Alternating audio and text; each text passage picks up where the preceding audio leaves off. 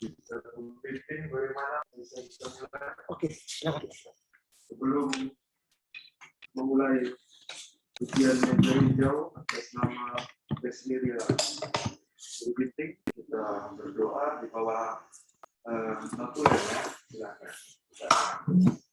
Adalah kita bersatu dalam doa dan bersyukur ya Tuhan untuk kasih-Mu yang masih menyertai kami pada saat ini. Kami juga bersyukur Tuhan kami telah dipertemukan di tempat ini untuk memulai ujian meja hijau pendeta kami, pendeta Desliria Gunting.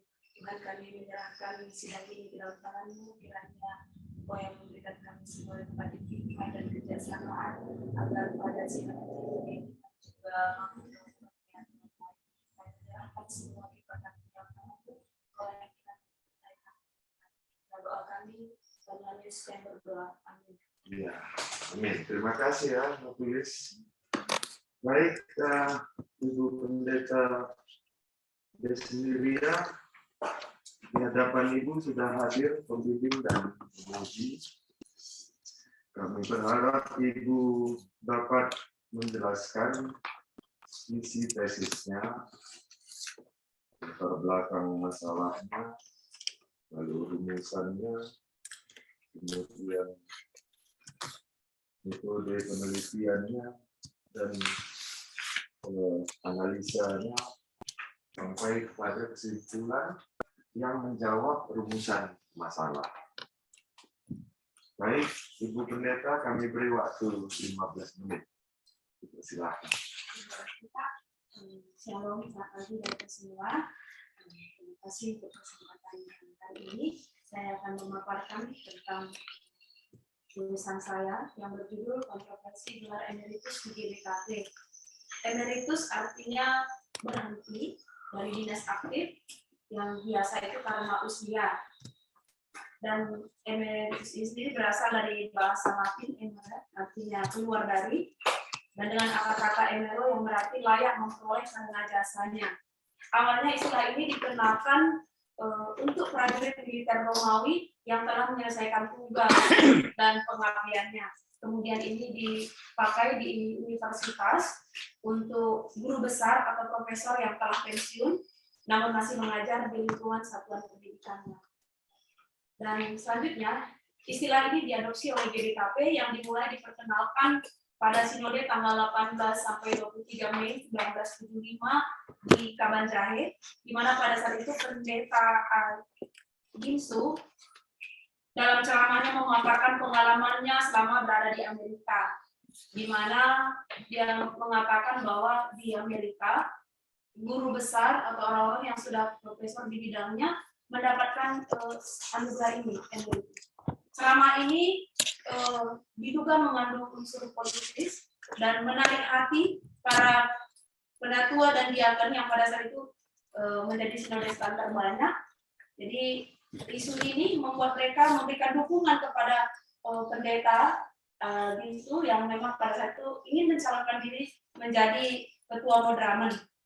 Dan mulai tahun 1976 gelar ini mulai diberlakukan bagi para pendeta, penatua dan diakon, dan GBKP memberikan gelar ini sebagai bentuk penghargaan atas kesetiaan mereka dalam pelayanan yang tentu saja tidak ada yang terkena seperti itu.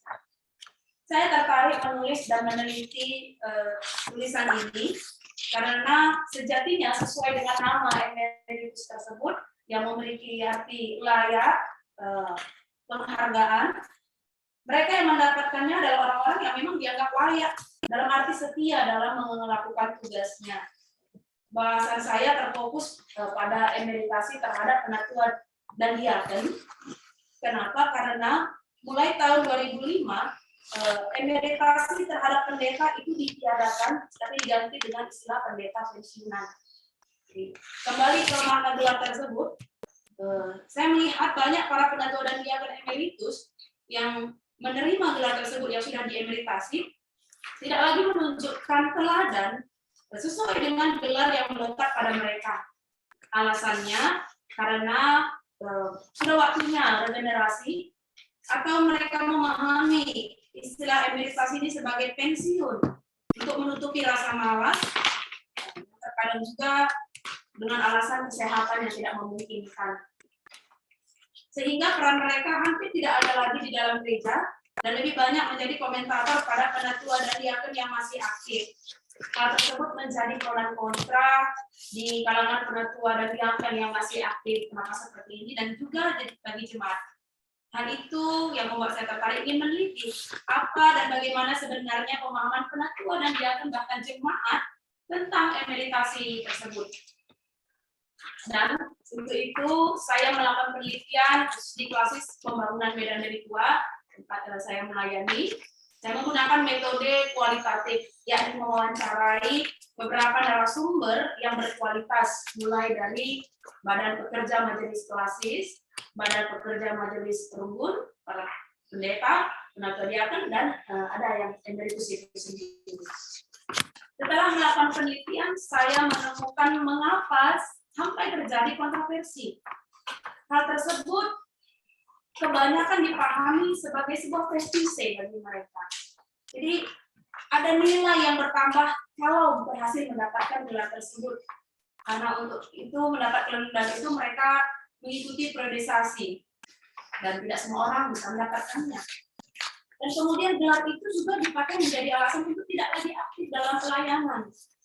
Sehingga banyak para emeritus yang tidak lagi menjadi teladan. Itu yang menyebabkan terjadi kontroversi. Gelar tidak lagi sesuai dengan apa yang dilakukan. Adapun faktor-faktor penyebabnya setelah saya teliti, yang utama itu pemahaman tentang emeritasi ini sendiri belum jelas di GKJ, khususnya bagi penatua dan diakon. Sehingga gelar emeritus itu menjadi sebuah prestise. Selanjutnya, ada merasa bahwa nilai yang bertambah dalam kehidupan mereka dengan nama itu, sehingga rela melakukan apa saja untuk kembali terpilih dalam priorisasi, sehingga akhirnya nanti sesuai dengan waktu yang ditentukan, mereka layak diemeritasi. Sementara, saya juga melihat faktor penyebab lain, sebagian besar mereka itu terpilih kembali bukan karena prestasi, tapi ada masa keluarga yang mendukung. Jadi tidak melihat apakah prestasi atau kerajinannya yang memang baik sehingga mereka kembali terpilih, tapi sebagian besar karena pengaruh masa. Dan jika itu terjadi, tentu saja lalulah klien-klien yang tidak setia dan tulus karena ada target yaitu supaya mendapatkan emeritus saja. Dan tentu saja klien-klien yang tidak setia dan tidak tulus itu pasti menjadi batu sandungan untuk klien yang tulus atau setia yang masih ingin melayani. Adapun solusi yang saya temukan, saya analisa dari narasumber, di mana mereka menyarankan agar gereja utama memberikan pembinaan kepada majelis, jemaat, terlebih pemuda sebagai calon generasi penerus gereja tentang apa itu melayani dan emeritasi itu sendiri, sehingga tidak lagi menjadi sebuah target tujuan dalam pelayanan. Selanjutnya ada usulan bagaimana jika itu ditiadakan. Jadi jika tidak mungkin ditiadakan, gereja perlu mengamandemen peraturan emeritasi. Sebab selama ini peraturan emeritasi itu hanya berdasarkan umur dan selanjutnya 4 periode berturut-turut atau 5 periode berturut-turut. Terlepas apakah dia berprestasi, aktif tidak berdasarkan data. Jadi mungkin peraturan itu perlu diamandemen jika tidak memungkinkan.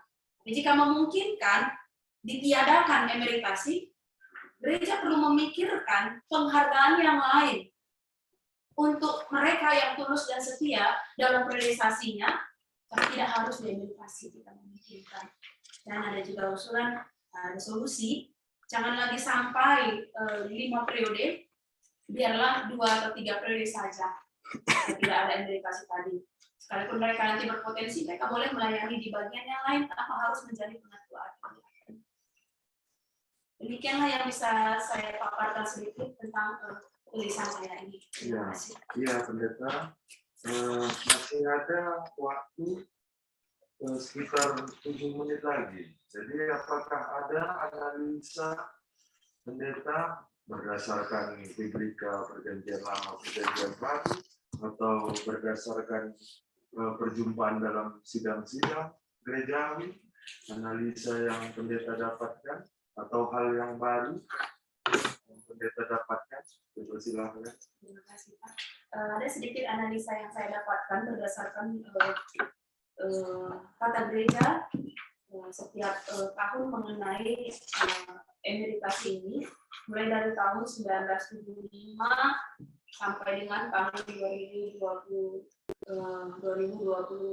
ini, saya melihat ada sedikit saja memang perbedaan, mulai dari umur, saya melihat tahun 1975 sampai 79 mengenai emeritasi ini, pendeta guru agama itu mulai dipensiunkan itu umur 65, dan selanjutnya untuk periode berikutnya di sini tidak terlalu ada perbedaan signifikan ya, 1975 sampai 1984. Hanya saja di tahun 1975-1984 ini sudah ada hak yang melekat, jadi sudah seperti wajib mereka mendapatkan. Setelah itu disahkan. Selanjutnya pada periode 1984, 1989 ini juga tidak terlalu ada yang signifikan. Dilanjutkan dari tahun 1989 dan 1999 ini mengenai penatua atau diakon pindahan dari gereja yang lain, mereka juga berhak nanti mendapatkan gelar emeritasi ketika mereka sudah memenuhi persyaratan, tapi dengan catatan mereka minimal 10 tahun masa kerja di GDKP ini. Kami lihat sekitar 40 peluang juga untuk hamba Tuhan yang dari luar GDKP. Selanjutnya 2005 sampai 2015, disinilah terjadi emeritasi itu tidak lagi untuk pendeta, di mana pendeta disebut sebagai pendeta pensiunan. Emeritasi ini hanya untuk penatua dan diakon saja. Itu juga sampai dengan saat ini tetap kepada penatua dan diakon saja. Jadi kami juga membandingkan, tapi tidak kami tuliskan, mohon maaf karena nanti menjadi dogma, tapi kami membandingkan selaku gereja-gereja Calvinis, hanya GDKP yang memberikan emeritasi kepada penatua dan diakon. Sementara beberapa gereja Calvin lainnya justru mereka memberikan itu pada pendetanya, bukan pada penatua dan diakon. Itulah saya mengusulkan dalam saran saya bagi penulis berikutnya untuk lebih meneliti lagi soal hal ini. Terima kasih. Ya, baik. Ibu Ginting sudah selesai menjelaskan isi tesisnya. Kami persilahkan Bapak penguji yang pertama, yaitu Pak Sipayung. Waktunya sekitar 20 menit ya Pak ya. Ya, kami persilahkan. Oke, baik. Shalom, selamat pagi buat kita semuanya.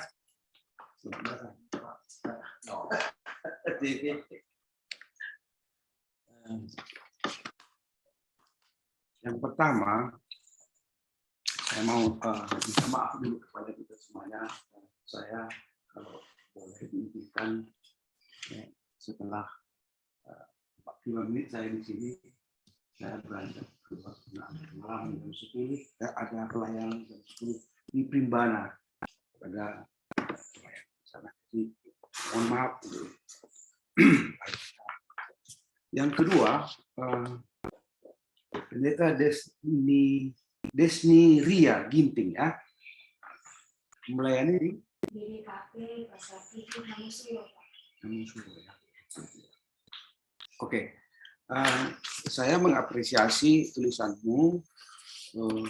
Yang pertama, karena tidak begitu banyak sekali kesalahan ketik yang terjadi. Sekalipun begitu, tetap ada hal-hal yang kamu harus kuasai dalam hal penulisan.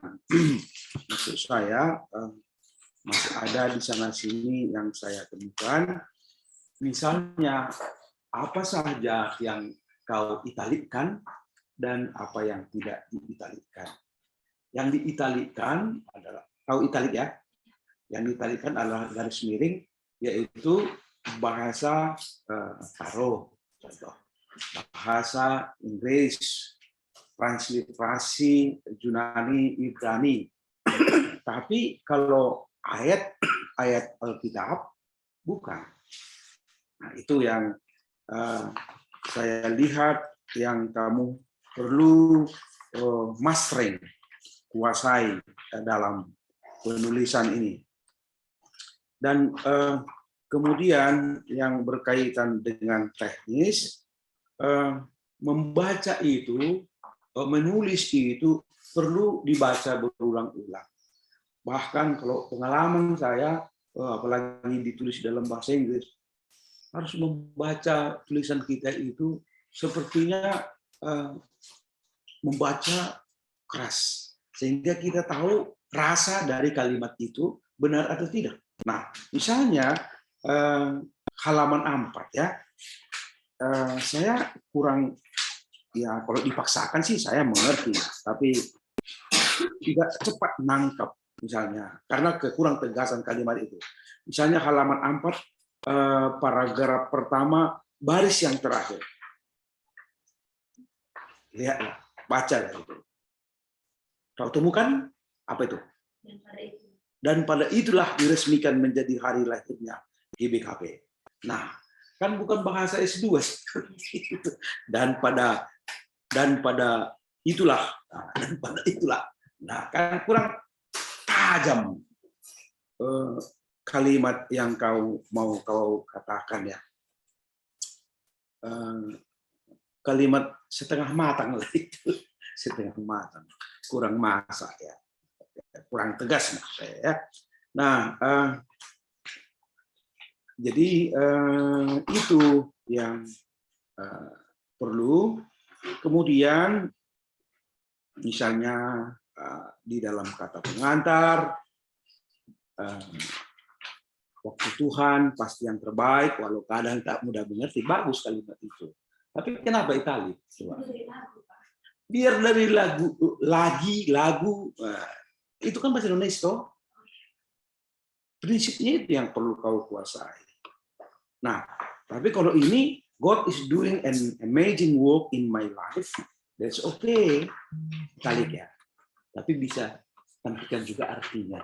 Karena semua orang tidak paham bahasa Inggris. Mesti ada diterjemahkan ya. Nah, hindarilah kalimat-kalimat yang slang, bahasa slang, kalimat bahasa slang di dalam karya ilmiah. Misalnya, bujur, beb, Q. Barangkali maksudmu itu apakah babyku? Itu kan nggak pas itu. Ini apa lu master? Bahasa Karo bisa saja, tapi bujur, beb, Q itu enggak. Ya kalau ini misalnya surat pribadi, that's okay ya. Dan juga soal-soal italiknya. Nah, kemudian di 2 Romawi perlu kau updating. Yang pertama, Abednego bukan STH lagi. Saya tahu bahwa ini kan sebelumnya udah MTH, nanti kan perbaiki ya.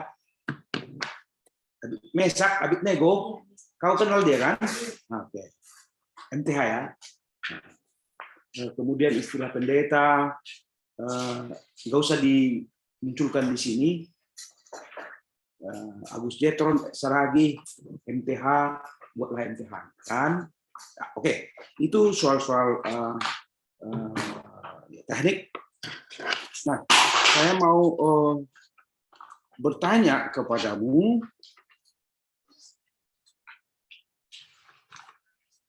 Pahamkah kamu bagaimana misalnya budaya emeritus di dalam pemahaman Yunani Romawi kuno? Enggak ya. Misalnya, pahamkah kamu bagaimana emeritasi atau penghargaan kepada orang yang sudah ya selesai pekerjaannya, lanjut usianya, dalam budaya Yahudi. Nah, itu saya usul karena di sini kau sebut ada pemahaman umum untuk mengokohkan, membuka wacana lebih luas, lebih dalam dari budaya tadi Yunani Romawi dan juga Yahudi. Saya usul kalau engkau setuju, tambahkanlah itu pemahaman emeritasi dalam dunia Yunani Romawi, dalam dunia Yahudi, untuk memberi informasi bagimu dan bagi pembaca. Oh, begini rupanya kalau dibuat perbandingan, dan apa nilai yang dapat atau yang kita tolak dari situ, kan gitu. Nah, itu usul saya. Gimana menurut? Oke. Sehingga bukan hanya langsung pemahaman umum, baru emeritasi dalam Alkitab. Baiklah, nanti akan kita lihat. Kemudian yang berikut, kapannya diputuskan atau disahkan the first time pertama kali soal emeritasi ini di GBKP? 19 ini diwacanakan 1975, tapi itu disahkan di 1976. Di mana itu, di halaman ini?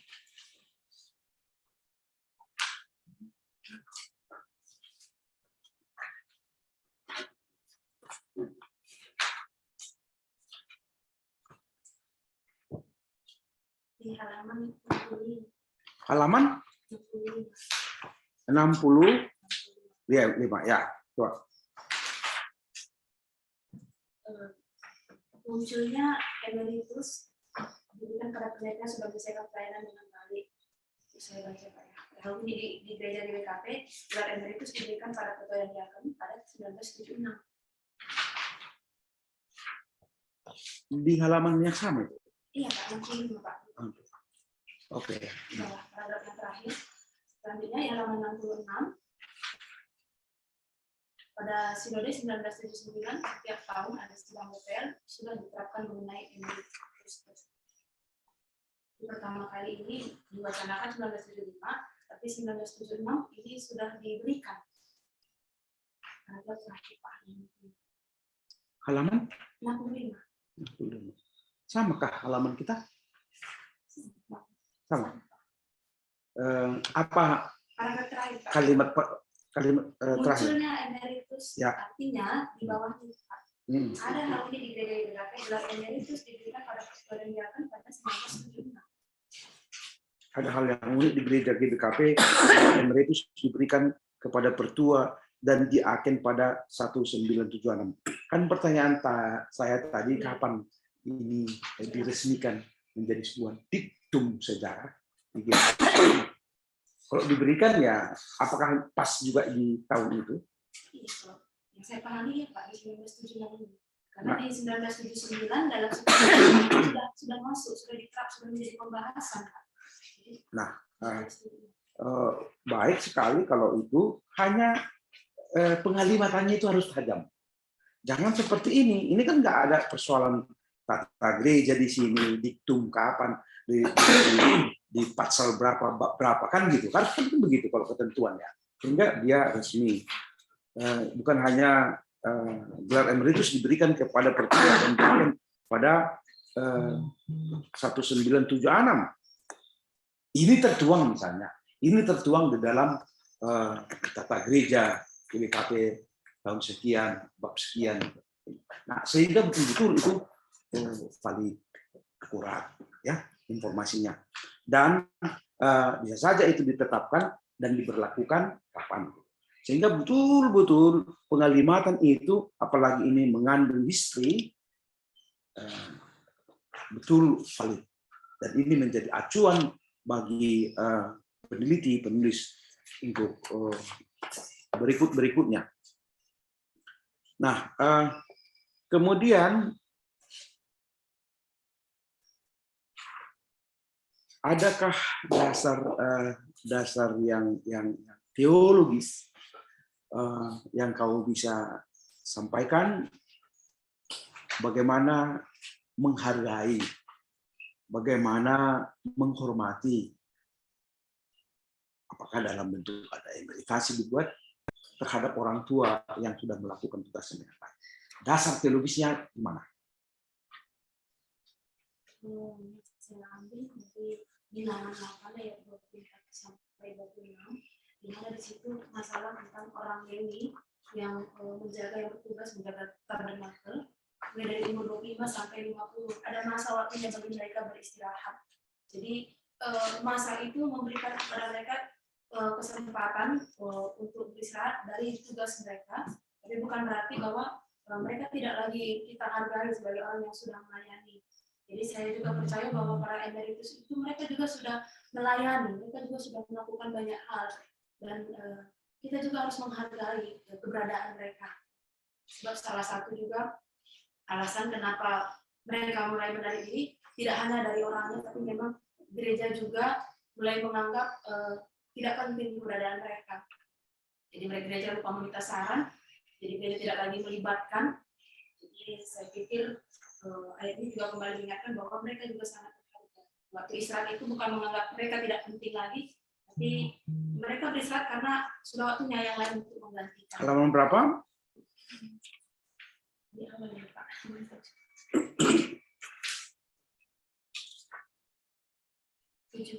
Halaman? 7. Halaman 7.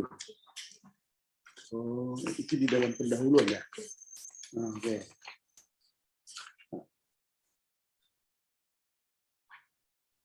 Karena secara khusus saya juga kesulitan mencari teks yang tepat untuk emeritasi ini sendiri, karena kita kurang dijelaskan tentang emeritasi. Jadi saya mengambil dari perjanjian lama. Barangkali itu nanti bukan hanya di pengantar, tapi coba tegaskan lagi nanti di bab 2, sehingga betul-betul gereja atau kita mengapresiasi bagaimana akhir hidup seorang pemberita Injil. Karena apa? Karena kalau bagi saya penilaian terhadap kita orang Kristen termasuk pendatua di akhir hidupnya, bukan di awal hidup. Nah, itu mendorong ya saya untuk menegaskan itu kembali, pentingnya bagaimana kita melihat akhir hidup seseorang itu betul-betul emeritasi, pantas mendapat gelar emeritasi, menjadi kesaksian. Karena menilai seseorang itu bukan di awal, tapi di akhir. Setia sampai, bukan hanya di awal kan, setia sampai akhirnya, kan begitu. Oke, itu ya usul saya supaya ada landasan teologisnya yang kuat, bagaimana mengapresiasi orang percaya, orang tua yang sudah menunaikan tugasnya dengan baik. Nah, kemudian kontroversi yang faktual tentang emeritasi ini di manakah yang kau temukan dan berikan contoh konkret, bukan wacana. Tahu maksudnya? Di mana kau bisa katakan, di mana kau bisa dasarkan bahwa ada kontroversi tentang ungkapan penyebutan emeritasi di GBKP, di mana itu fakta-fakta yang nyata gitu di dalam tulisan ini, sehingga betul-betul ya ini bukan wacana kan, karena satu orang bisa saja kayak gitunya si Anu itu, walaupun udah dia emeritasi, tapi perlakuannya hanya gini, tapi hanya wacana gitu, nggak pernah dibuktikan, apalagi dengan contoh-contoh yang jelas dan nyata. Itu kalau dilihat dari halaman 14 dan 15 ya Pak. Ya. Itu tepatnya ketika pertama kali saya mengikuti sidang sinode GBKP itu tahun 2015, 11 sampai 18 April di SMK Sukamakmur. Jadi pada saat itu membahas tentang emeritasi. Jadi saya melihat sendiri bagaimana perdebatan yang cukup alot. Saya mendengar perkataan seorang penatua saya tidak suka kalau diganti gelar itu jadi istilah pensiunan. Akan jelek sekali di batu nisan ketika tertulis pertugas pensiunan di batu nisan saya. Dia sampai menggunakan bahasa yang seperti itu karena sangat menolak kalau dicabut emeritasi itu, tidak ada lagi emeritasi tapi diganti dengan pensiunan seperti para pendeta. Jadi saya melihat bahwa penting sekali gelar itu bagi mereka. Sejujurnya saya pribadi karena awalnya itu adalah penghargaan, tidak masalah. Tapi ternyata penghargaan atas kesetiaan, ketulusan dalam melayani itu yang saya lihat sudah mulai melenceng. Mereka yang sudah sampai di level emeritus merasa bahwa saya sudah di level aman. Jadi mereka tidak lagi merasa terbeban dengan apapun pelayanan gereja, tapi justru gereja yang nanti harus banyak berperan bagi mereka. Jadi tentu saja itu kan sudah tidak lagi sejalan. Sebenarnya mereka semakin emeritus, semakin menunjukkan teladan, semakin menjadi contoh. Dan terkadang yang luar biasa itu sangat mengganggu iman jemaat dengan alasan nanti mereka kesehatan yang kurang, mereka bisa tidak ikut pergi ke PA dan pertemuan ataupun pergulungan jabu-jabu, tapi mereka sanggup duduk-duduk di warung dan itu dilihat. Mereka sanggup tidak ke gereja. Kebetulan ini tempat saya yang ketiga melayani, karena saya baru 3 periode, dan itu nggak jauh-jauh beda dengan tempat yang pertama. Dan itu juga dibuktikan dari wawancara penelitian yang saya lakukan, khusus di klasis PMD ini. Saya sedikit terkejut ketika para penatua diaken, yang kebanyakan mereka adalah BPMS atau pengurus majelis, mereka justru kalau bisa pendeta ini ditiadakan saja, gitu. Padahal mereka lah orang-orang yang nantinya menerima gelar ini kan. Kenapa sampai mereka mengatakan bahwa sebaiknya ini ditiadakan? Karena mereka melihat kebanyakan, saya tidak katakan semua ya Pak, tapi kebanyakan para emeritus ini tidak lagi menjadi teladan. Mereka mungkin kapan bisa datang ke gereja mereka datang, kapan mereka mau ambil bagian. Jadi bukan itu kan makna emeritus. Jadi itu yang melatar belakangi saya bahwa gelar itu kebanyakan, tidak masalah, kebanyakan tidak lagi berpadanan dengan kehidupan mereka yang menerima penghargaan gelar tersebut. Nah, saya kira perlu juga dikonkretkan data itu karena istilah emeritasi itu di apa seperti yang kau sampaikan tadi, apakah diberlakukan tadi ditetapkan 1938 kan begitu? Ya kan? Dan ungkapan yang miring tentang emeritasi kau dengar tahun 2015. Kan begitu? Itu berarti sekitar 39 tahun sudah adakah orang yang membuat autokritik tentang itu? Nah, itu maksud saya agar ini betul-betul bukan wacana, tapi faktual. Nah, dalam kurun waktu 39 tahun itu, karena ini kan sejarah ya, saya angkat sedikit seperti itu, adakah percakapan-percakapan yang lacking good deed among the diaken, kekurangan ya perbuatan baik di antara para diaken yang sudah emeritus itu, apakah memang ada yang negatif atau apa? Saya kira itu juga menguatkan datamu gitu. Ini kan baru 2015 loh, ya kan? Padahal emeritasi itu sudah berlangsung 39 gitu ya, 39 tahun ya kira-kira. 39 tahun. Gimana itu gitu. Jadi agar kuat betul-betul nanti kalau ada idemu untuk menghilangkan itu ya terserah.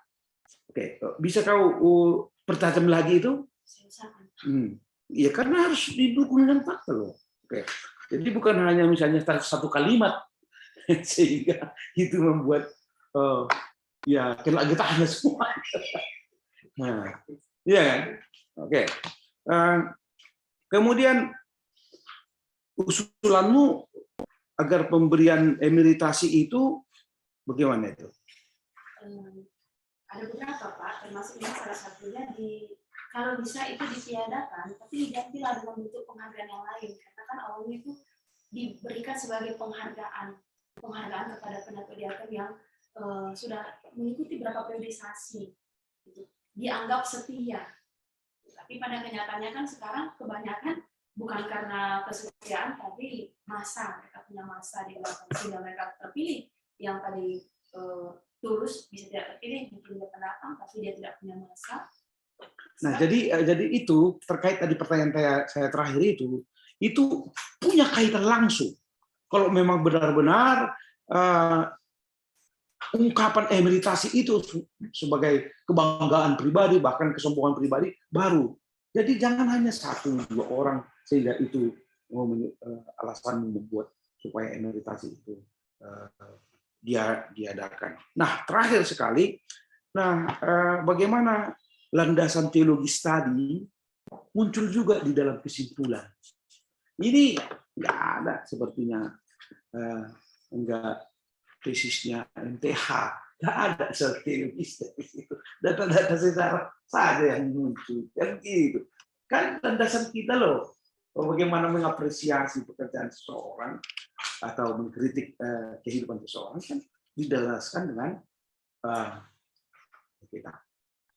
Itu saja. Ya. Itu usul saya. Baik, terima kasih buat penguji pertama Bapak Dr. Supayung. Jadi masukannya dicatat ya, menulis supaya nanti diperbaiki Ibu Pendeta. Kami persilahkan penguji 2 Bapak Dr. Situmorang, waktu 20 menit Pak. Kami persilahkan. Baik, terima kasih. Mulai dulu dari halaman 1. Kita lihat dulu dari tanya tadi ini.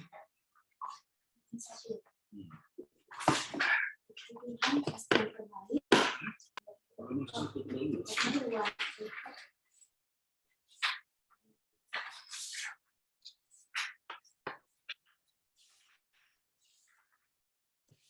Dari Kisah Para Rasul 6 ayat 1-2 dapat simpulkan bahwa mula-mula para rasul memberi bimbingan dalam pelayanan kasih ini dan mendorong jemaat untuk melakukannya. Pelayanan kasih ini. Pelayanan kasih yang mana yang dimaksudkan? Kan belum ada penjelasan. Kenapa muncul pelayanan kasih ini? Saya tuliskan Pak dari Kisah Para Rasul ini. Saya tidak tuliskan memang apa itu di Kisah Para Rasul.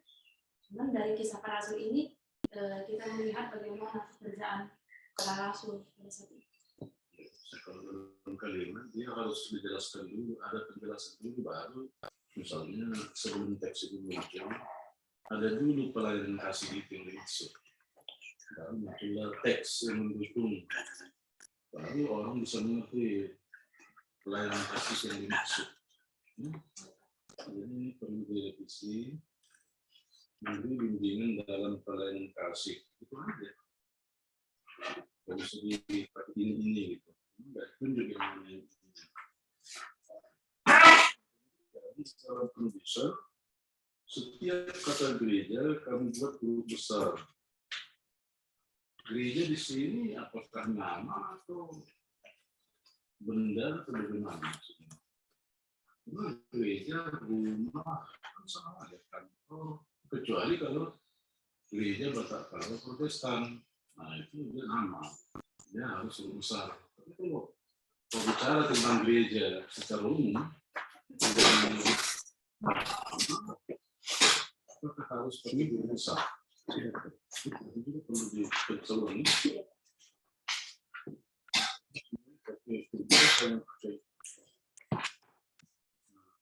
Kemudian dari halaman 18,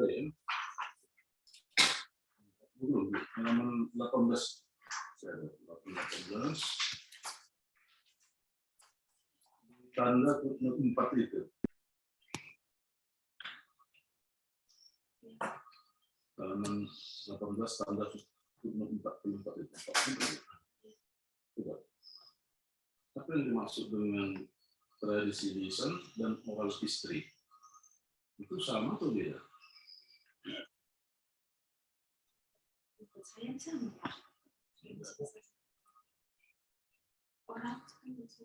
Oral apa? Mulut. Hah? Dari mulut kan? Lisan. Oke, jadi kalau tradisi history. Sama tradisi dengan history. studi sejarahnya, Pak. Kan salah ya. Nanti perbaiki ya, oral tradition. Oral tradition. Termasuk Saya 5 menit lagi persiap. halaman 24. Nah, kami banyak menunggu beberapa teks dalam perjanjian lama. Nah, pertanyaan saya, halaman 24. Pertanyaan saya, teks-teks yang kau buat di sini sudah kau baca enggak ya? Tata gerejanya ya? Ya? Tata gerejanya ya? Halaman 24 yang di bawah dan teks-teks apanya itu? Penatua dalam Alkitab. Penatua dalam Alkitab. Hah? Belum ya? Nah, makanya kalau bicara tentang penatua dalam Alkitab, kalau menggunakan kata-kata Ibrani, itu harus diperiksa teksnya.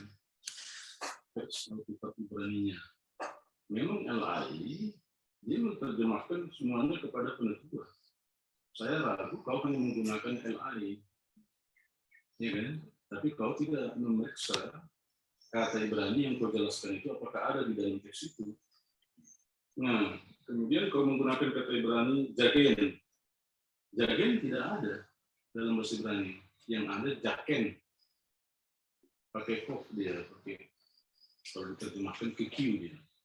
Jaken, bukan jagen. Nah, kalau kau periksa teks ini, di dalam Kejadian 10 ayat 21 misalnya, di situ nggak ada kata jaken. Yang ada di situ dia pakai kata hagadol, besar, mulia. Ya memang kita lain mungkin terjemahkannya kepada penatua. Tapi ketika kau menjelaskan kata jaken yang mungkin maksudnya, tapi tidak ada di dalam teks ini. Kemudian di dalam ulangan ayat 25 ayat 23 itu juga nggak ada kata jaken. Yang ada di situ adalah kata werab yang nanti di kemudian hari menjadi rabbi. Kemudian baru nanti di dalam ulangan 5 ayat 23 itu ada jaken. Jadi maksud saya jangan terlalu gampang menggunakan teks-teks Alkitab untuk mendukung uraianmu, sementara kau sendiri tidak memeriksa teks-teks Alkitab itu, terutama dalam bahasa Ibrani. Ya. Kemudian yang kedua, tolong tuliskan dulu kata Ibrani jaken tadi di sini, kalau mau dijelaskannya.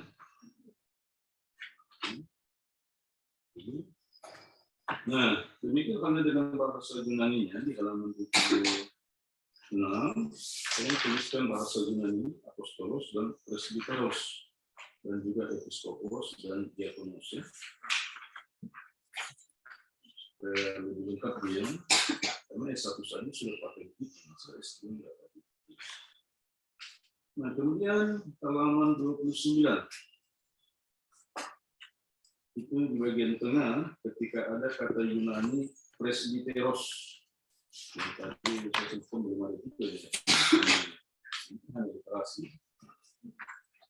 Presbiteros penatua di tengah.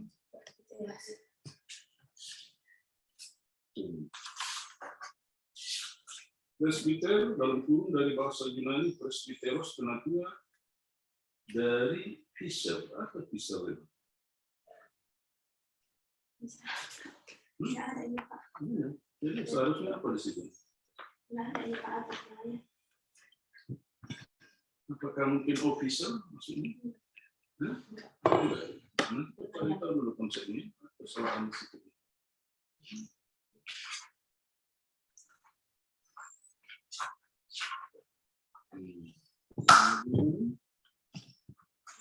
Halaman 23.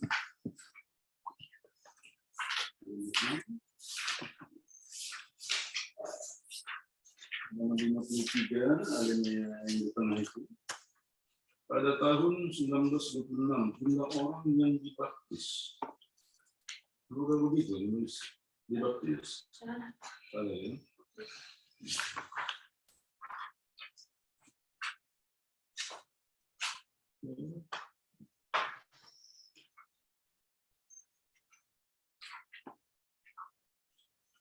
Kemudian halaman 64, ketika kau menjelaskan arti KWM. Jadi lihat, KWM. Coba lihat di tengah itu. Dalam kurung itu, apakah itu benar? KWM.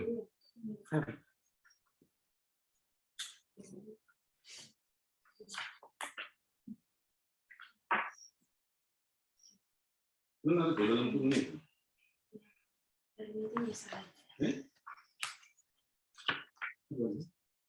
Salah atau benar? Salah. Seharusnya apa? Ya, veramente convince mission. Hindari lah kesalahan-kesalahan itu. Taruhannya kan nama baik STP dan juga nama baik pembimbing.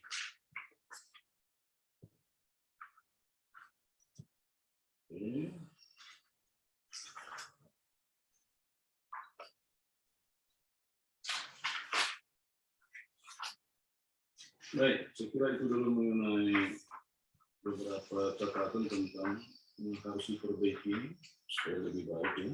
Nah, sekarang mengenai isi. Gereja GBKP kan katanya beraliran Calvinis, betul nggak? Pertanyaan saya, apa pandangan Calvin tentang para pekerja yang sudah katakanlah lepas dari istilah miritus atau pensiun. Kalau sudah purna bakti mungkin itu lebih bagus. Purna bakti secara struktural atau secara organisasi, apa pandangan Calvin? Pak, sebenarnya saya pahami, Calvin melihat bahwa segala sesuatu itu ada untuk kepentingan Allah. Jadi menurut Calvin bahwa kita semua ini kita sama, semua untuk memuliakan Allah. Jadi sekalipun mereka sudah juga punya bakti, kita tetap menghargai dibandingkan sama orang-orang yang sudah lebih dahulu melayani. Nah, di mana kamu tuliskan? Karena yang saya baca di sini yang perjelaskan itu belum saya temukan. Yang saya temukan penjelasan tentang jabatan penetua. Dan di jabatan penetua itu dikatakan semuanya kita tidak ada jabatan khusus, tapi nama khusus itu kita adalah imam itu. Nah, yang saya tunggu di dalam uraian itu, bagaimana kalau dia sudah tua atau tidak lagi bisa melakukan fungsinya? Nah, itu yang perlu satu. Bagaimana pandangan Calvin tentang mereka-mereka yang sudah apapun nanti nggak bisa lagi melakukan tugasnya karena tuanya gitu. Padahal tadinya dia itu adalah mungkin pendeta, mungkin penatua, mungkin diaken gitu ya. Itu satu hal yang penting di sini menurut saya. Nah, kemudian setelah saya membaca semua tesis ini, saya tidak mendapatkan hubungan bahasamu antara budaya dengan kontroversi yang ada. Kalau saya menganalisa tulisan ini, ada faktor budaya yang bermain sih. Karena yang kau persoalkan kan di dalam tulisan ini, para penatua diaken yang keberatan kalau itu dihapus. Kalau sementara pendeta enggak kan? Begitu ya. Nah, kalau pendeta enggak masalah. Ya, mungkin saya bisa maklum karena pendeta sudah lebih teologis lah memahami jabatan itu. Karena upah kita kan bukan yang di dunia ini, di surga gitu. Sudah disediakan upah kita. Nah, jadi menurut saya para diaken ini atau penatua ini, kenapa mereka menuntut itu harus tetap ada gelar itu, emeritus itu atau emerita tadi? Saya kira ini ada faktor budaya. Di mana faktor budayanya? Saya belum tahu di Karo, apakah di Karo ada perjembaran? Jambar, artinya kalau pesta itu ada yang dibagikan gitu, ada. Tinggal kehormatan. Tinggal kehormatan atau piring kehormatan saja. Itu saja. Nah, itulah ada piring panganan atau apa. Iya. Emeritus tidak ada. Tapi untuk emeritus nggak ada. Gereja mereka kasih. Bukan itu maksud saya. Di Budaya budaya, di dalam Jawa. pelaksanaan praktik budaya kan ada memberi penghormatan. Iya, pinggan penghormatan.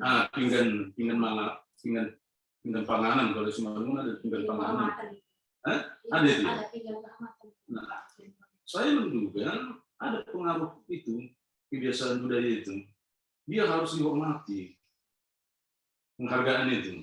Karena dia sudah melakukan sebarang jasa, sekian periode menjabat dari sipil atau yakin. Dugaan saya itu ada. Tapi kenapa analisa yang berhubungan dengan itu tidak ada ya? Karena pandanganmu kan secara historis kritis, jadi kita harus kritis juga terhadap faktor budaya ini. Kalau di Batak, di Simalungun jelas itu, apalagi Batak. Berkelahi itu mau gara-gara sepotong jambar nggak sampai ke media. Kalau dia hadir di situ, ya kan? Jadi kehadiran itu harus dihargai. Walaupun cuma sepotong segini, yang sekali makan kan dimakan orang itu, tidak dibawa pulang, langsung dikasih makankan dia gitu. Nah, apa nggak ada kira-kira kalau lihat faktor budaya yang mempengaruhi itu sehingga mereka mengharapkan itu? Kalau menurut saya Pak, yang saya tidak sampai ke sana Pak. Kalau yang Bapak katakan untuk yang seperti pinggan kamar itu pada umumnya kalau di masyarakat secara adat itu mereka langsung saja kepada gereja, dan itu yang selalu biasa menerima penghormatan seperti itu bukan oknumnya, tapi langsung nama gerejanya, gereja ini. Gitu. Jadi nggak langsung ke pribadi yang pendeta atau penatua emeritus yang ada. Bukan maksud saya. Di dalam acara adat, misalnya perkawinan atau kemalangan atau memasuki rumah atau apalagi ngawan waktu sidi atau terdiri, ada nggak kebiasaan dia ada itu? Kamu kali buku kami, enda jambarmu gitu. Ada nggak bagi-bagi apa gitu? Di adat ada Pak. Itu yang saya bilang. Tapi untuk ke emeritus ini sendiri dalam bukan emeritus. Itu ada Pak. Bukan emeritus. Ada. Praktek hidup Ada. di dalam budaya ada nggak kebiasaan memberi penghargaan dalam bentuk jambar atau pinggan panganan? Itu yang saya tanya. Iya, ada. Bukankah itu bisa mempengaruhi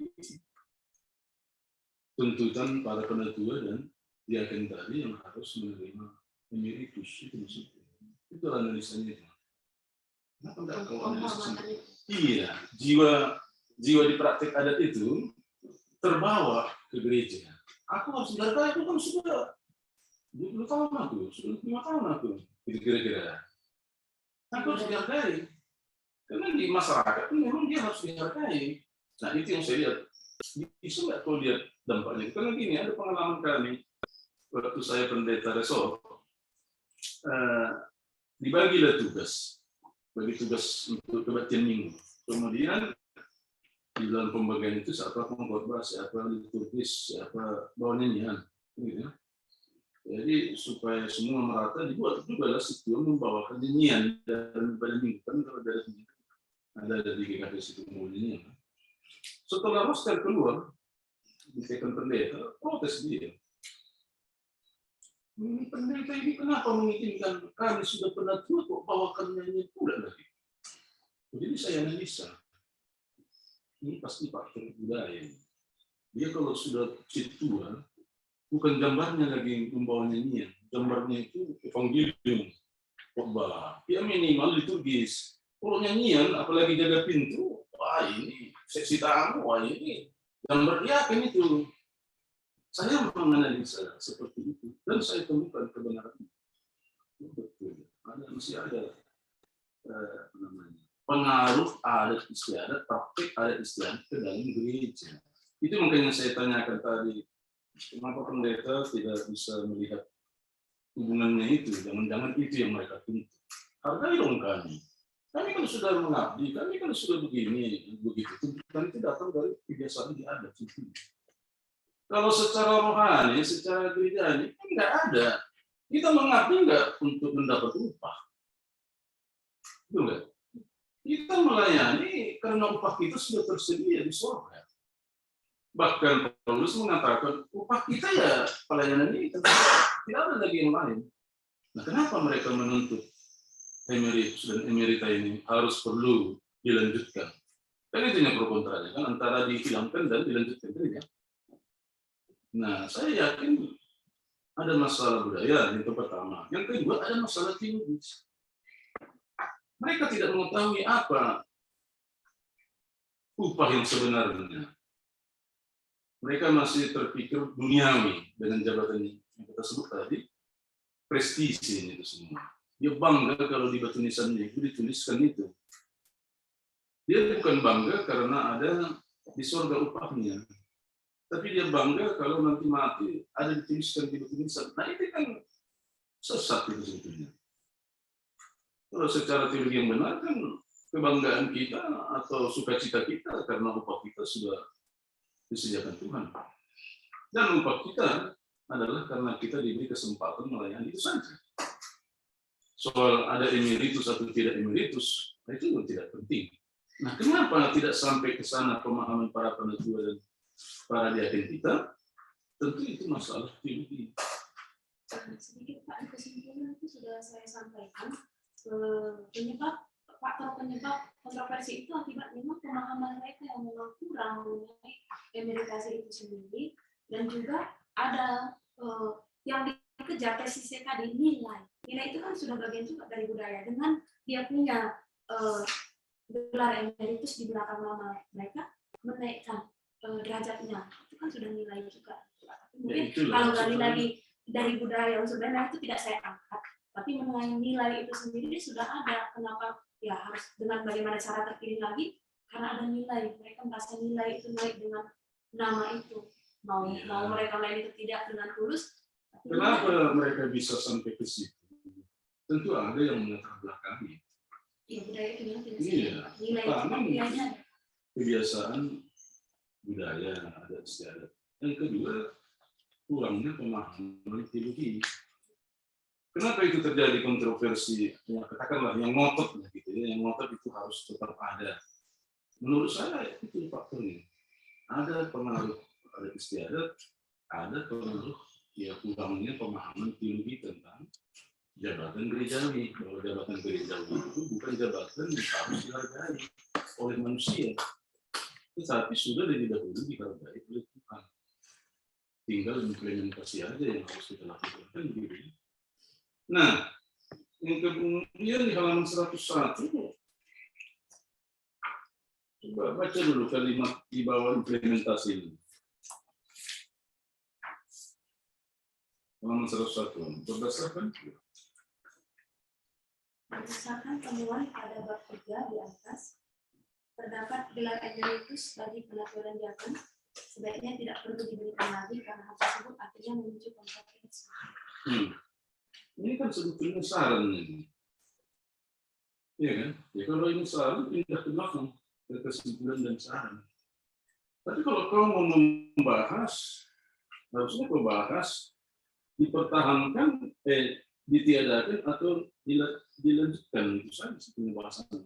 Tapi itulah kajiannya tadi harus kembali kepada percakapan kita. Kalau mau dilanjutkan, ini harus dilakukan. Kalau mau ditiadakan, ini alasannya, gitu. Itu harus jelas dari penulis, dari kamu. Jadi kalau kalimat ini berupa saran ini sebaiknya tidak perlu diberikan lagi. Sementara belum ada penjelasan di dalam bab 4 ini, kalau itu dihentikan, apa dasar-dasarnya, alasan-alasan. Kalau itu dilanjutkan, apa dasar-dasarnya. Dasar-dasar itu tentu semua bersifat teologi, karena ini hasil karya magister teologi, kan gitu ya. Iya, terima kasih Bapak Pemudi 2, Dr. Situmorang. Sama ya, banyak masukan seperti Dr. Sipayung. Bapak mau permisi? Iya Pak. Terima kasih ya Pak. Selamat melayani. Terima kasih Pak Pemudi 2. Supaya dicatat tertulis ya. Iya, masukannya sangat membantu untuk perbaikan tesisnya. Sekarang kami beri kesempatan kepada Bapak Dr. Rangin-Rangin. Silakan Pak, 20 menit. Saya sebagai pensiunan yang bukan emeritus gitu ya, mereka dibedakan emeritus. Aspek teologis, aspek praktis di sini. Kami dikatakan bahwa kita penting suka yang mengangkat isu.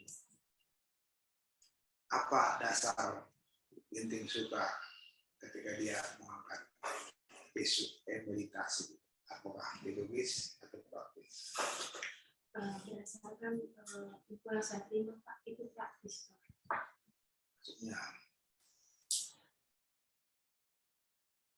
Maksudnya apa? Ya itu praktis karena ada unsur politis di dalam Pak. Karena pada saat itu informasi yang saya terima, beliau ingin mengajukan dirinya menjadi ketua Madrasah pada saat itu.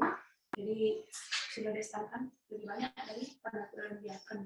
Jadi kalau ini nanti diusulkan yang menguntungkan, tentu saja pasti akan banyak yang berpihak kepadanya. Tapi kalau asli dari ceramah itu sendiri saya tidak dapat lagi sumber Pak. Ini tradisi tulisan yang saya terima. Ya. Di sidang pemilu kapan itu dia mengungkapkan itu? Oh bilang tadi 1975. Di sidang sinode itu dia berceramah itu atau Sidang sinode.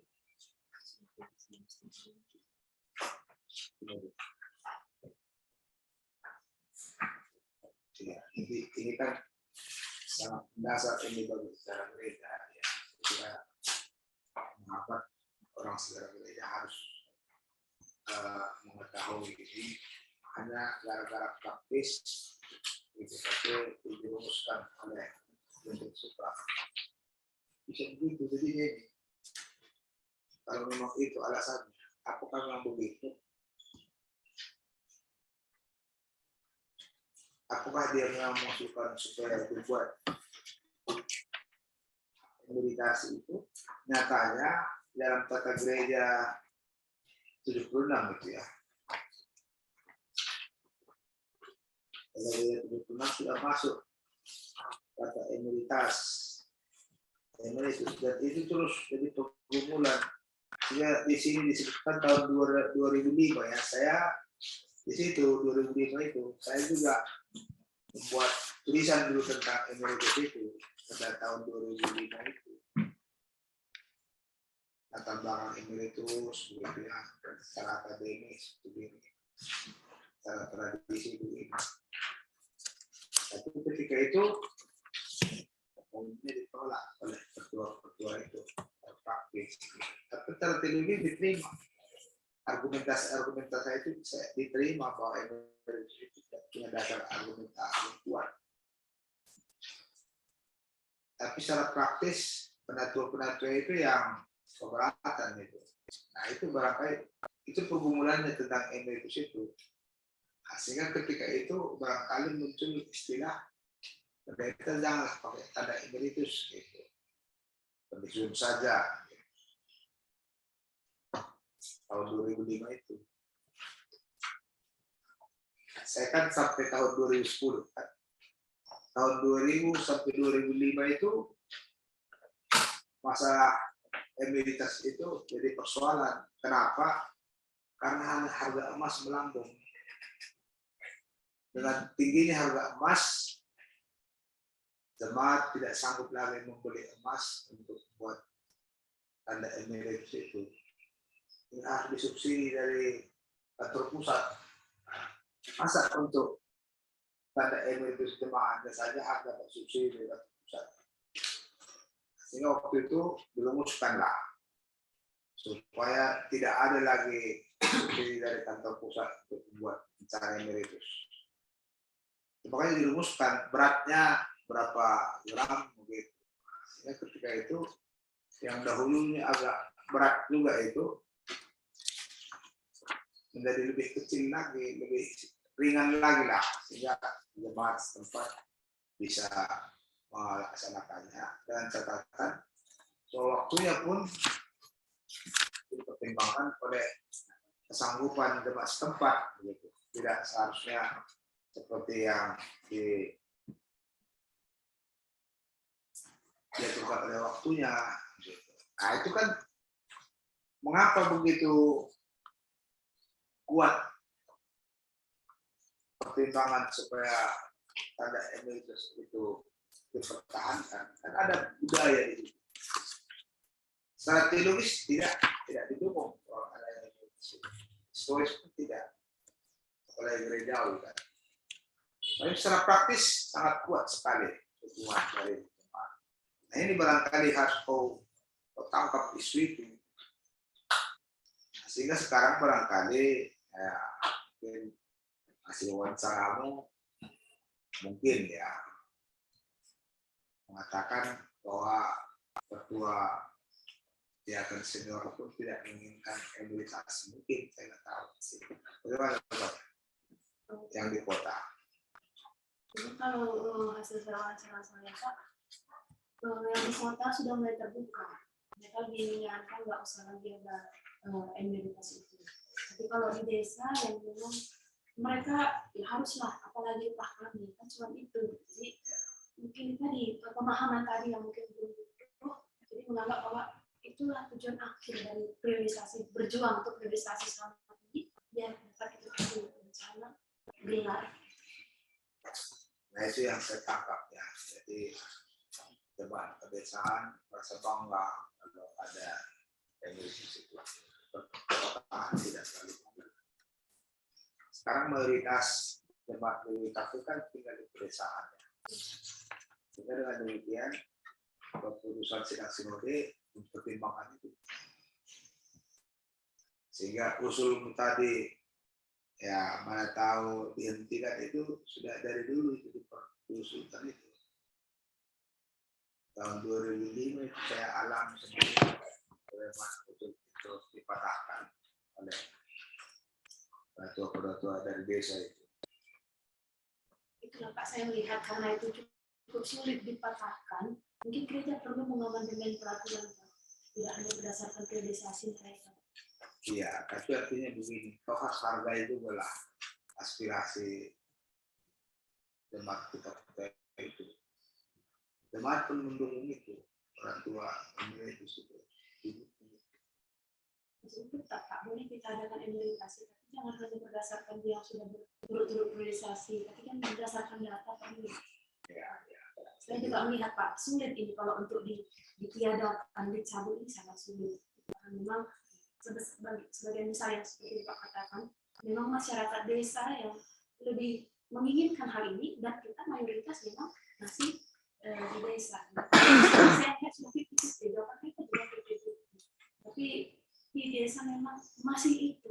Jadi sebenarnya kalau untuk ditiadakan saya melihat ini sangat kecil atau bahkan saya katakan tidak mungkin untuk GBKP kalau sudah memakan. Tapi amandemen peraturan mungkin kita bisa diusulkan. Iya, artinya itu kok harus ingat dulu dalam menganalisis itu ya. Jadi soal emeritus itu bukan masalah, tapi sebenarnya kasarnya masalah uangnya sebenarnya pembahasan kita dulu emeritus itu dilakukan uang biaya untuk tanda emeritus itu terlalu mahal bagi jemaat. Hingga ada desa-desa tertentu digantikannya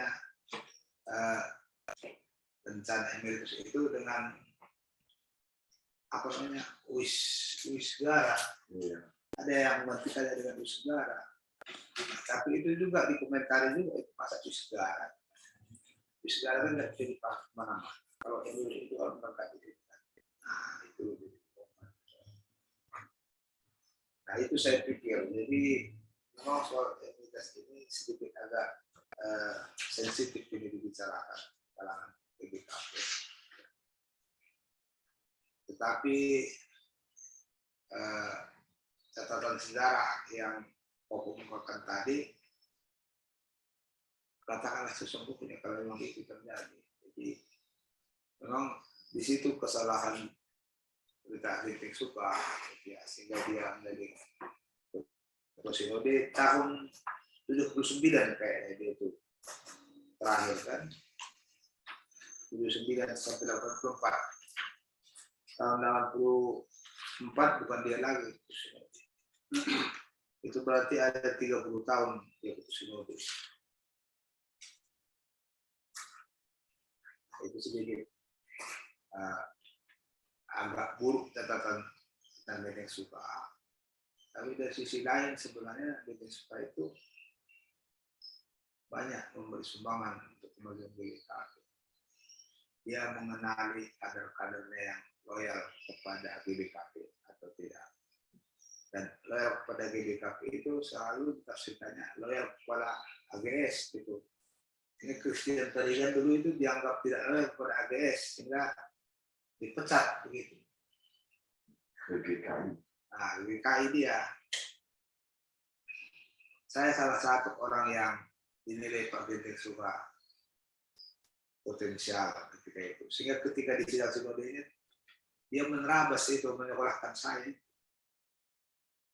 Karena saya datang ke rumahnya, di situ diperlihatkan ijazah SMP saya. Dia lihat, ini pandainya rupanya pemain Gwini katanya sama Ukila itu. Ini jadi insinyur atau dokter juga bagus ini katanya. Atau gereja ini pun butuh juga orang-orang pintar semacam ini katanya. Saya dengar sendiri kalimatnya itu. Ketika kami ke rumahnya di Samanhudi, gitu ya. Kan dia berketua klasis dan yang berketua Runggun, dia juga berpenara ke sana. Nah, saya melihat berita Epe Ginting, Selamat Barus, anti saya itu. Dia nggak suka saya sekolah. Tapi disukan itu. Kau sekolah, kau. Setelah saya ditahbiskan di Batu Karang, kan dia yang menghabiskan saya. Dan saya hanya sendirian saja. Tahun kemudian kau ke sekolah. Nah, itu tanpa sepotong drama dilakukan. Karena orang itu selalu anti saya. Saya pernah dijegal. Dia balas dendam yang drama ini. Pada Dendeng Suka. Saya dijegal ketika itu mau penelitian ke Inggris. Dari UM sudah setuju. Di sini menjegal, itu nggak betul-betul sekolah itu. Jadi dibatalkan sendiri. Sehingga Demberger ketika itu, gimana nih Pak? Saya sudah dapat surat dari UM saya ke Inggris, saya bilang. Kata sinode kau nggak sungguh-sungguh sekolah, kau saya batalkan. Mereka nggak setuju kau. Waktu itu ketua sinodenya bukan Dendeng Suka lagi, EPG ketua sinode. Pada tahun 83 lah itu. Sejarah. Jadi dari satu sisi pada Dendeng Suka itu memang tidak disukai dan tidak disukai. Orang GBKP kan pragmatis ya. Sehingga saya yang menderita. Sampai di Jakarta, kebetulan di situ Dendeng Suka di guest house PG itu. Sini kau dulu, itu Suka. Ini anak buah mini. Saya dari Kabanjaya kan, Demberger itu dari Kabanjaya dulu baru ke Jakarta. Dia salah, saya dipanggil ke sana. Mau berangkat itu ke Inggris ketika itu. Jamilin Sirait sudah duluan pergi, katanya. Kau menyusul ini, katanya. Langsung diberitakan, tidak ada. Katanya. Frustrasi kita kan gitu. Nah itulah satu sisi sebenarnya bagi saya satu hal yang saya tidak suka di situ, saya nggak suka sama dia. Sedikit dia ngomong, ini suka diam saja dia. Diam saja dia. Nah, itu soal emeritus itu. Jadi kita suka sebenarnya suatu tokoh yang ya, tidak disukai, tapi sekaligus mengingat itu semua, dia punya visi juga itu. Sehingga ketika saya studi di Selandia Baru itu, dia janjikan, nanti kau akan diberi beasiswa. Nggak ada beasiswa itu. Sampai saya pulang dari Selandia Baru, nggak ada beasiswa itu. Saya pulang di sini. Ketika saya selesai dari Selandia Baru, MTH-nya, saya kan sudah melapor saja, sebelum selesai saya sudah siap melayani, saya bilang. Tapi saya nggak tahu bagaimana situasinya di Kabanjaya. diputuskan saya harus ambil S3 katanya. Kau harus S3 katanya. Saya ditempatkan di Pontianak kan ketika itu. Sehingga saya hanya 1 tahun di Pontianak. Harus urus sekolah itu ke Jakarta. Saya sendiri nggak ada semangat bersekolah lagi, capeknya bersekolah itu kan. Tapi diwajib ke sekolah, itu Mat, ceritanya Mat. Kau wajib sekolah sampai S3 katanya. Dulu kan izinmu itu S3 katanya, kita suka. S2 saja sampai Selandia Baru itu kan S2 saja.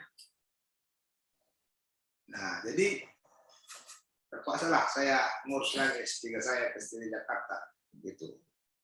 Terpaksa itu terpaksa. Saya nggak senang sebenarnya.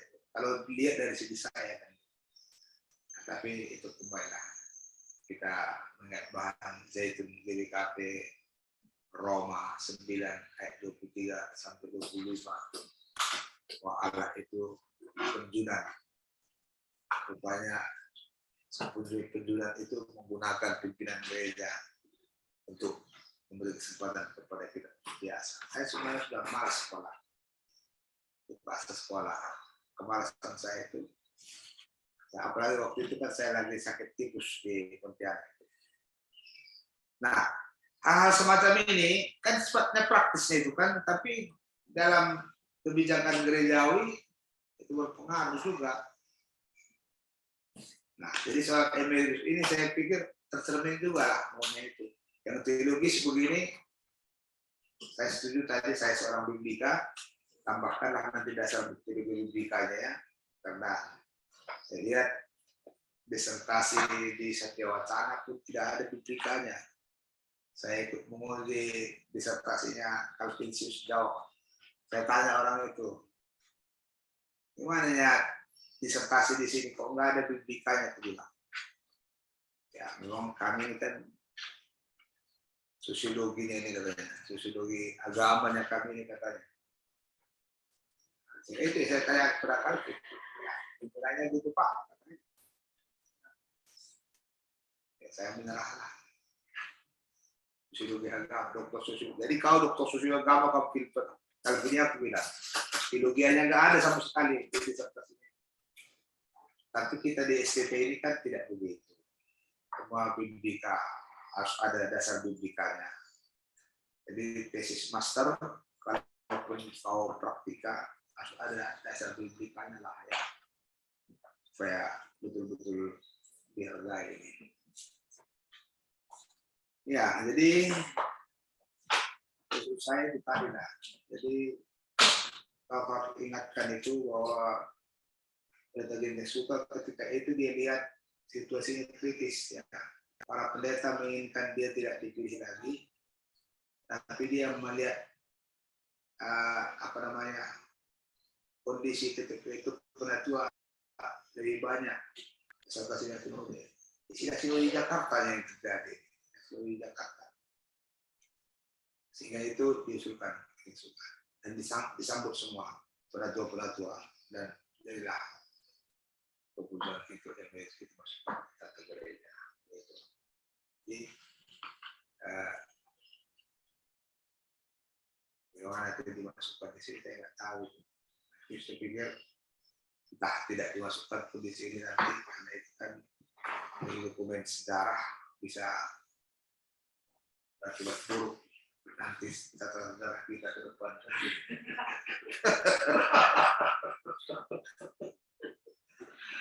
Nah, tapi hanya untuk pengetahuan umum saja lah. GBKP ini bukannya tidak ada masalah. Nah, sekarang di GBKP juga saya pikir adanya gejolak internal itu. Sesama pendeta di sana adanya masalah.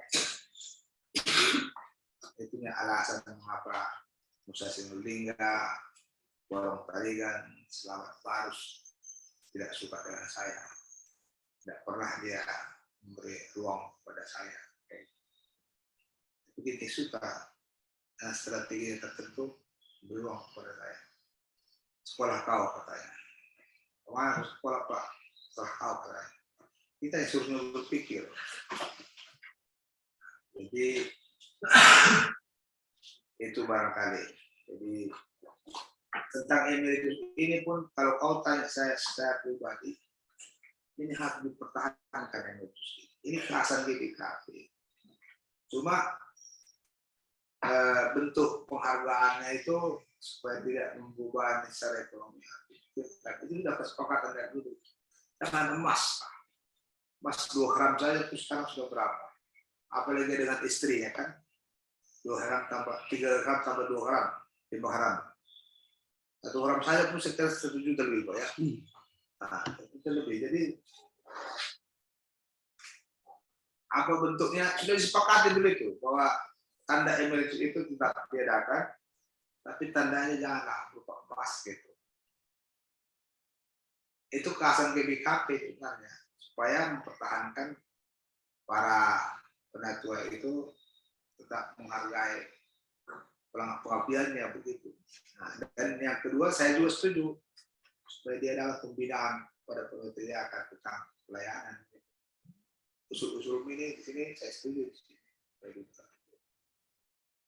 Jadi kau sudah mulai di klasis pembangunan medan diri tua dan gitu. Sementara GBKP ini sekarang ada 24 atau 25. Iya, 27 klasis sekarang ya. Satu dari yang terjadi kan masih belum terpresentasi itu kan. Nah, seharusnya mau kebijakan semacam ini ya paling tidak lebih separuh lah maunya yang usulkan itu.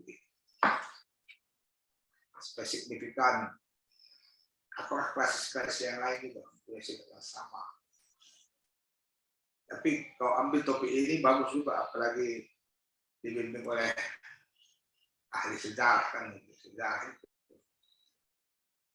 Tapi saya pikir kalau itu sejarah, motif Pak Ginting Suka itu tadi hak kau catat itu.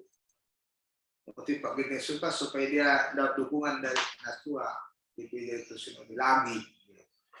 Ada saya catat Pak, dia sebagai buat saja di bawah. Ya. Kalau itu tadi ke GBKP. Lagi itu berarti dia sudah hampir 30 tahun putus sinode dia. Dan sejak itu dibuat limit putus sinode hanya 2 periode. Nah, jadi kan itu berbahaya sebenarnya bagi gereja. Hampir berulang-ulang dipilih begitu. Itu dari segi sejarah ya. Dari sejarah gereja Pak Muhammad. Kritis, lagi dikritis kan. Ya, jadi saya tidak terlalu membaca ini secara mendetail, Muhammad. Apalagi pensiunan begini. Ya, udah malas buat saya serius. Tapi itulah nasihat saya ya, supaya dukungan studi ini mendapat pengaruh juga pada kawan-kawan yang lain. Ini kan masih di kalangan pembangunan medan jadi tua. Nah, belum lagi klasis-klasis yang lain. Ada 27 kelas lagi. Bentar lagi Kampung Lalang pun mekar lagi, kan sudah 30-an runggun mereka, sudah ada 35 runggun. Saat kita 20 runggun sudah jadi pemekaran kasis. Jadi tahun depan barangkali jadi 40 itu, 40 atau 45 runggun. Kami PMD 16. Ya? PMD 16. Kalian kesakitnya maka mekar. Karena ada kasus dulu pendeta Nangkasi kalian. Kan itu masalahnya maka kalian dimekarkan. Tapi survive Pak. Tapi kan kalau pembangunan medan ini kan jadi penyakitnya. Waktu saya masuk jadi ketua sinode, kalian sudah 1 tahun tidak nyetor. 1 tahun tidak nyetor-nyetor. Pembangunan medan diri tua. Setelah saya ketua sinode, baru kalian mulai nyetor. Karena dia boykot. Pendeta Yohanes Pandia itu boykot.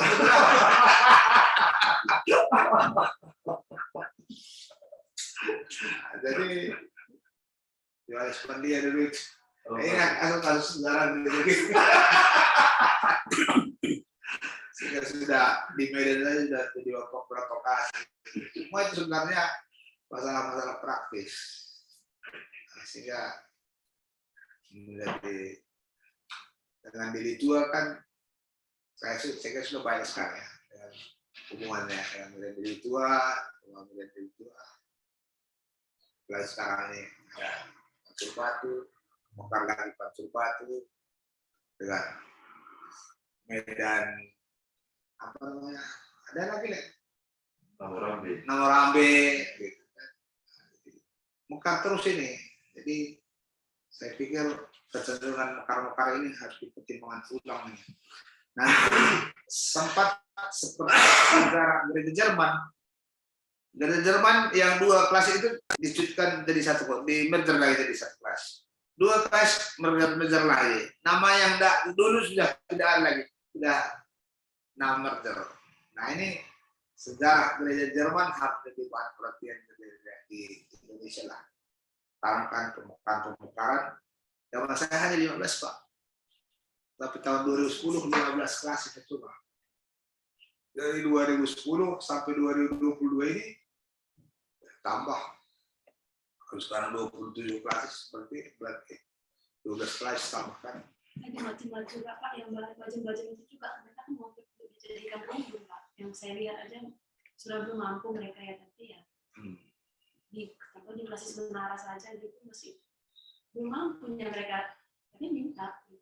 Iya. Kan tadi akibatnya pertambahan rumah-rumah itu sendiri. Ya, sebenarnya ini pun harus disikapi. Mereka kalau sudah jadi rumpun minta pendeta. 1 menit lagi. Ya. Saya 20 menit terlalu banyak. Supaya 1 menit lagi itulah ya. Jadi dari saya itu sajalah usul saya supaya lebih teraktualisasi tesis ini. Usul dari Pak Spayung tadi dan Pak Semorang tadi, saya setuju itu ditambahkan supaya bobotnya lebih tinggi dalam analisis. Kalau bedakanlah nanti yang sifatnya teologis dan sifatnya praktis. Tapi dua-duanya itu sama kuat itu dalam kehidupan bergereja. Ya. Terima kasih Pak. Iya, terima kasih buat Bapak Penguji 3, Dr. Langit sudah menampilkan sebagai saksi langsung, saksi ikut dalam pengalaman sejarah GBKP. Itu diperbaiki nanti ya, Ibu Pendeta, banyak itu. Dan sekarang Ibu Pendeta dan Tulis kami persilahkan meninggalkan ruangan, tetapi tidak jauh-jauh ya, di gazebo depan, tunggu sebentar nanti kami panggil Pak. Iya, tinggal.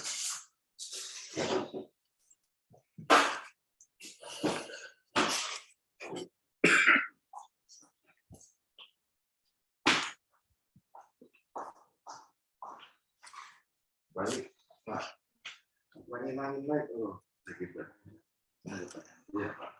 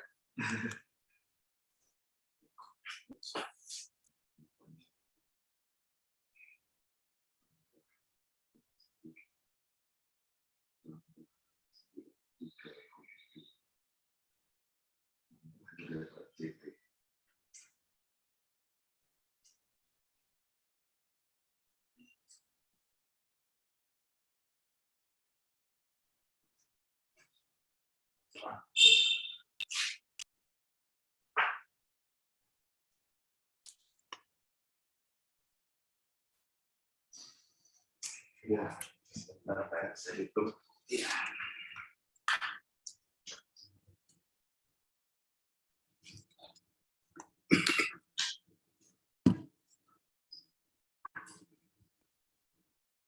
Jadi, Bapak-bapak dan pemimpin, saya bacakan tanpa menyebut nama. Nilai yang masuk 92,4 tambah 88 tambah 89 tambah 93,2 tambah 89. Hasilnya 451,6 dibagi 5 sama dengan 90,32. Ya. Tidak ada selisih yang mengganggu kan Pak nilainya, tertinggi dan terendah. Lalu menerima tesis tersebut dengan nilai rata-rata 90,32. Ya. Nilai kelulusan tesis tersebut adalah A minus. Iya, A minus. Hasil perbaikan tesis ini akan dibaca ulang oleh Bapak Dr. J. Situmorang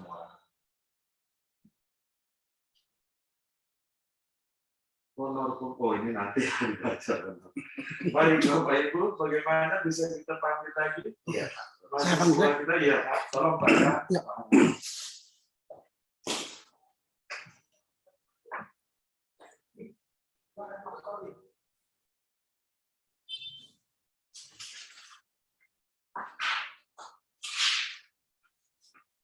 Memang pasien ini kecenderungannya bermasalah. Tapi ini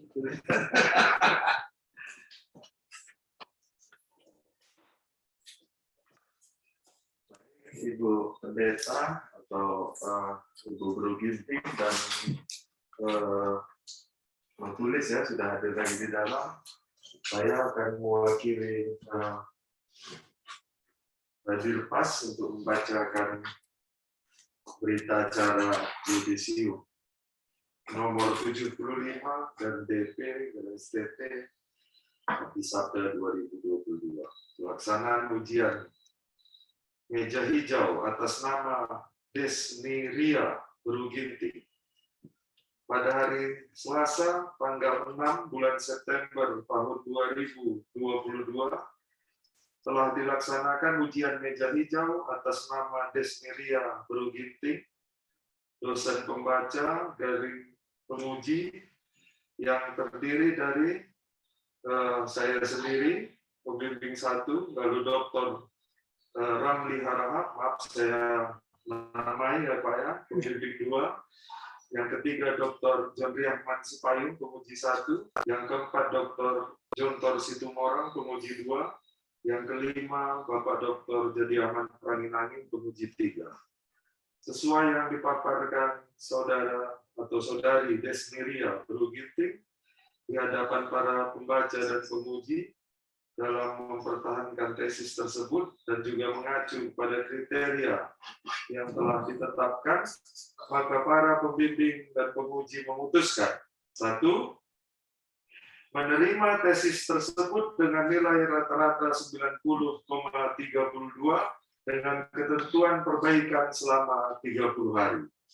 Yang kedua, nilai kelulusan tesis tersebut adalah A-. Yang ketiga, hasil perbaikan tesis ini akan dibaca ulang oleh Bapak Dr. Jontor Situmorang. Maksudnya di sini, Ibu Pendeta seperti yang sebelumnya minggu yang lalu, Ibu Pendeta bisa ikut wisuda, tetapi ini harus diperbaiki dan jangan lupa tulisan untuk jurnal, ya, Ibu Beruginting, jangan lupa itu karena nanti ijazahnya nggak diserahkan, ya, kalau tanpa perbaikan dan tulisan. Enggak, perbaikan, iya, lewat karena 30 hari ya, Ibu. 4. Honor pembaca ulang akan dikenakan kepada mahasiswa sebesar Rp300.000 per bulan. Dan apabila melewati bulan yang ditentukan, maka dikenakan tambahan biaya Rp500.000 per bulan. Per bulannya ke depan. 5. Tesis yang sudah diperbaiki dan sudah dijilid lux, serta sudah mendapat pengesahan diserahkan rangkap 3 ke kantor pasca sarjana, dan seterusnya, dan soft file yang berisikan tesis tersebut dengan nama file per item. Misalnya kata pengantar, daftar isi, bab 1, dan seterusnya. Demikian berita acara yudisium ini disampaikan Medan 6 September 2022 atas nama Direktur Pasca Sarjana Bapak Dr. Jariansyah Saragih. Mau tepuk tangan kita ya. Selamat ya untuk Ibu Guru Ginting. Ibu dipersilakan menyampaikan ucapan kepada para pembimbing dan penguji. Kami persilakan. Pertama, saya ucapkan terima kasih untuk kesempatan. Hari ini Pak, jujur saja kemarin harapan saya boleh ikut ujian meja hijau sebelum hari Minggu, karena minggu semalam kami ada pesta kerja kami di gereja. Jadi itu juga membuat suara saya karena saya sama suami jadi MC semalam, jadi agak sedikit Pak. Jadi ini juga bisa ikut hadir di semua acara saya rasakan luar biasa. Tentu terima kasih untuk Pak pembimbing saya, pada Bapak Pendeta Tarigan, yang mungkin ini saya pikir ini juga sekarang berbuah hati Bapak mengizinkan saya dengan waktu mungkin untuk kita bertemu juga sulit Pak, karena kesibukan Bapak, dan mungkin karena saya juga ini agak sedikit kejar yang mengerjakan, tapi Bapak izinkan. Terima kasih Pak. Kiranya Tuhan yang membalas apa yang sudah Bapak berikan kepada saya. Itu juga kepada Bapak Pendeta Harahap, bimbingan Bapak.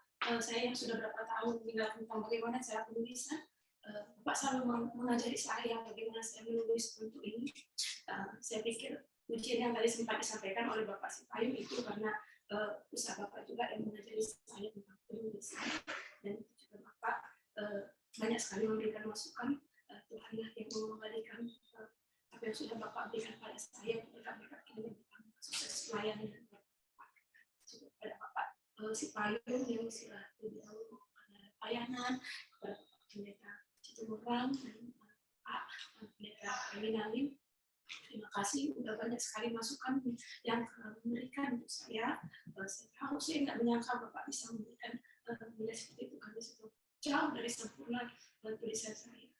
Saya hanya bisa berdoa dari Bapak-Bapak sekalian, tetap diberikan kesehatan, tetap diberikan kekuatan, sukses dalam keluarga dan juga pelayanan di pekerjaan. Itu saja Pak. Terima kasih, saya meminta maaf untuk kekurangan saya kepada Bapak pembimbing, khususnya pembimbing 1 dan 2, juga kepada Bapak penguji, juga terima kasih untuk menulis saya. Ya, sudah Bu? Ya, baik. Untuk menutup perjumpaan kita, Ibu Pendeta yang berdoa, ya, dipersilahkan. Setelah itu kita berfoto.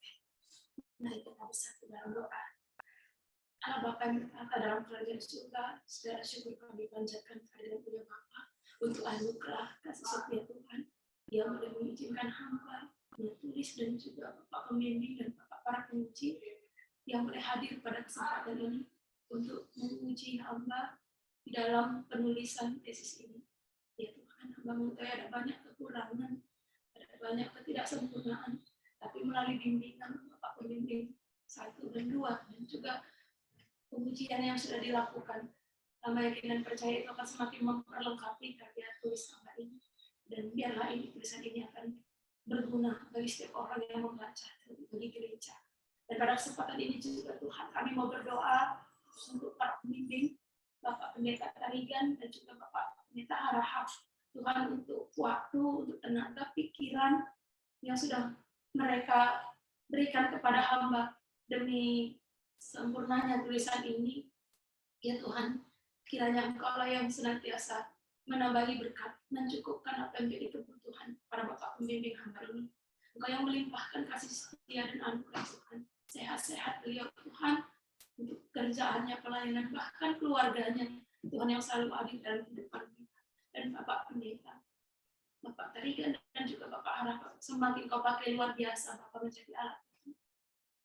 Begitu juga Bapak hamba berdoa untuk para penguji hamba, Bapak Pendeta Sipan, Bapak Pendeta Situmorang, dan Bapak Pendeta Ranginangin. Tuhan, untuk waktu yang mereka berikan, untuk pikiran, untuk usulan, sumbangan, masukan yang mereka berikan pada hamba. Tuhan, itu sangat memperkaya wawasan dan juga nanti tulisan hamba. Tuhan, hamba juga berdoa Engkau yang memberkati para Bapak penguji ini, Engkau yang memberikan mereka kelimpahan berkat dalam pekerjaan mereka, pelayanan mereka. Tuhan juga pakai lebih luar biasa lagi. Tuhan, mereka hanya untuk kemuliaan Tuhan saja.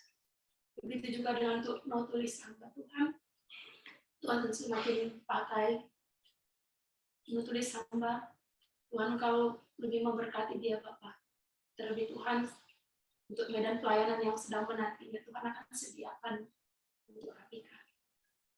Bapak yang baik untuk segenap mereka yang berjuang menolong hamba. Engkau yang memperhitungkan, Engkau yang memberikan berkat. Tuhan, selanjutnya kami akan melanjutkan aktivitas kami pada hari ini, dan apapun yang kami kerjakan, Engkau senantiasa menjaga dan menyertai kami. Ini doa kami dan harapan kami, Bapak. Ampuni kami atas segala kekurangan kami, kelayakan kami menerima berkat.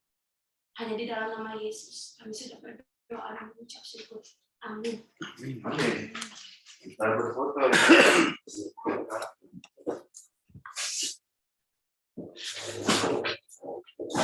Sudah di tengah ya. Bismillah.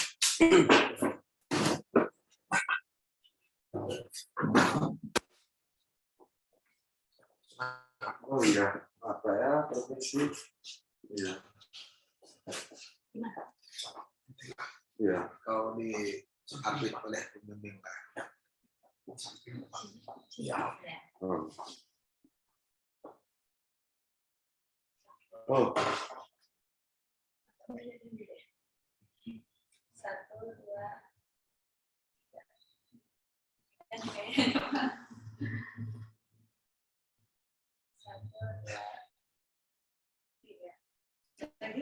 Oke. Oke. Yuk. Selamat. Terima kasih banyak. Selamat ya.